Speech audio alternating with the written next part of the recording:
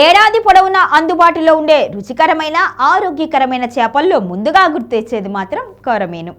పొట్టకు సంబంధించిన సమస్యలకు ఈ చేప మంచి ఔషధం అంటారు నిపుణులు. మలబద్ధకం ఉన్న వాళ్ళు తింటే వెంటనే ఉపశమనం కలుగుతుంది అని, ఇందులో యాంటీ ఇన్ఫ్లమేటరీ గుణాలు చాలా ఎక్కువగా ఉంటాయి అని, వాపుని తగ్గిస్తాయని చెబుతారు. అలాగే కీళ్ల నొప్పులు, ఆస్తమాతో బాధపడే వాళ్ళు కూడా ఇవి తింటే మంచిది అని, మంచి పోషకాహారం అని పేర్కొంటున్నారు. కొరమీనులో కీలకమైన అమైనో ఆమ్లాలు, ఫ్యాటీ ఆమ్లాలు సమ్మేళనం కండరాల పెరుగుదలకి, గాయాల నివారణకి తోడ్పడుతుంది. ముఖ్యంగా గ్లైసిన్, అరాకిడోన్ ఆమ్లాలు గాయాలను మాన్పడానికి సాయపడతాయి. గ్లైసిన్ అనే అమైన్లో ఆమ్లం కొల్లాజెన్లో కీలకమైంది.